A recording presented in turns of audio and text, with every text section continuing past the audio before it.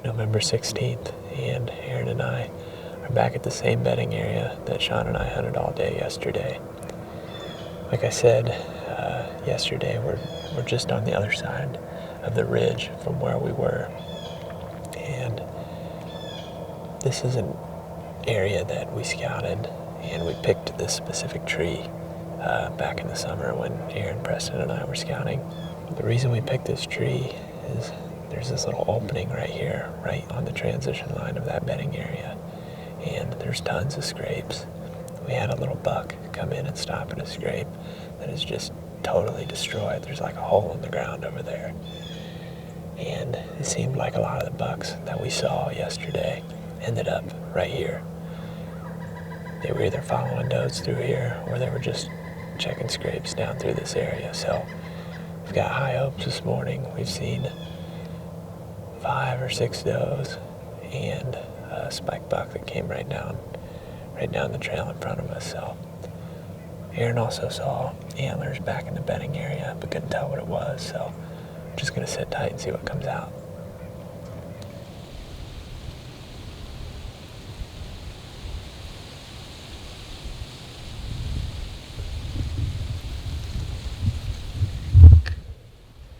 Aaron, there's a buck right there on top of the ridge. It's a pretty good buck. It's right up on the ridge, coming this way. Maybe I could grunt to him. Okay. Yep.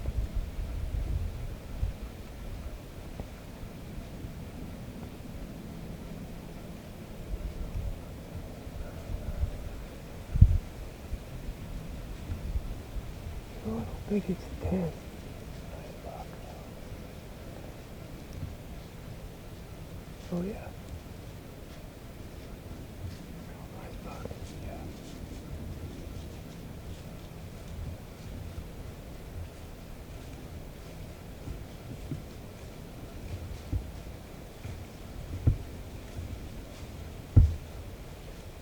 You have to grunt to him.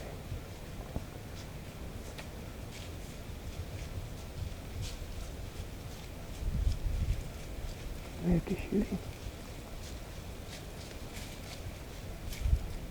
We have to shoot him. Zach is getting our wind.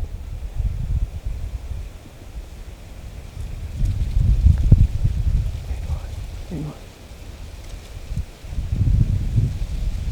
I'm done.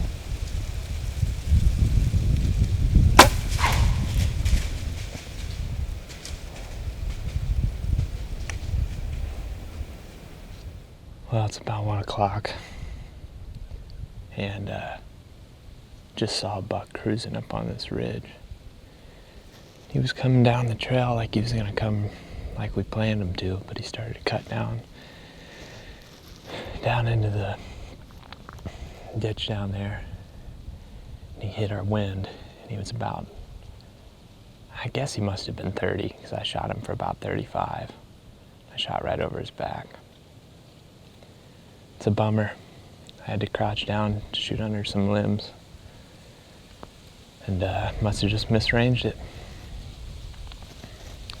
Sit all day and a half and so far, just to mess it up. Kind of got settled down here a little bit more, and that buck was cruising at 1 o'clock. He was by himself, just walking the top of this ridge, swinging downwind of this bedding area. And it's one of the things that Aaron and I have been talking about a lot, is it seems like those older bucks are moving and actually cruising during the day more often in the middle of the day and also this time of year. It seems like a lot of times 1 through 7, 1 through 10, a lot of the younger 2 and 3 year old bucks are doing a bunch of cruising, but those older bucks seem to do it later in the month, and they also seem to do it in the middle of the day.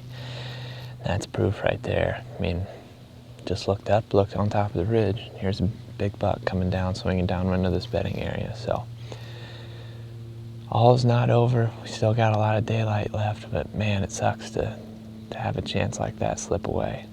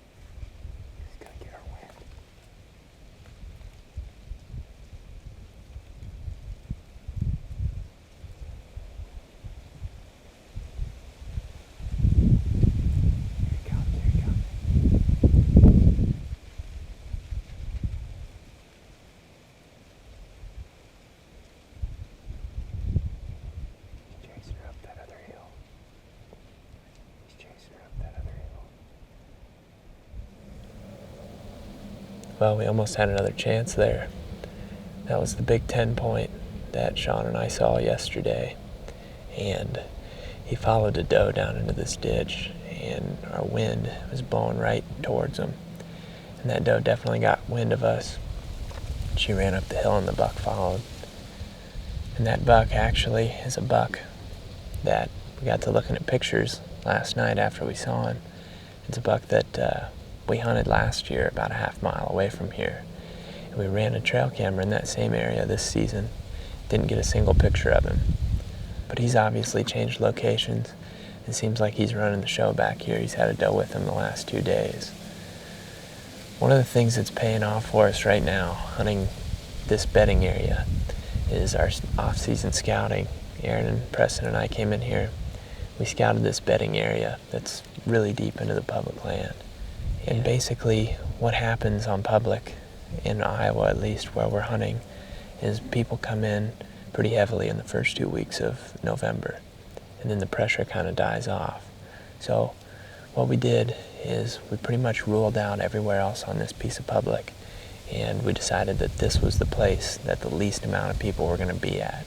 When John and Aaron came in here the other day, there was no sign of humans, and there was a ton of deer back in here. So we've just been being pretty aggressive in hunting it the last couple days here. And it's paying off. All the deer stacked in here just because there's no pressure. You can use pressure to your advantage, and we're doing that in this situation. We didn't see a lot for deer numbers today compared to yesterday. Just 2 mature bucks. Messed up the shot on one of them, and kind of a bummer, but just made a mistake, and that happens. We're probably going to come back here in a couple days. Probably going to give it a little break. The bucks are in here. That buck that I missed would have been the 6th shooter that we've seen in here, so we're going to give it a break and probably come back here when we get a little bit different wind.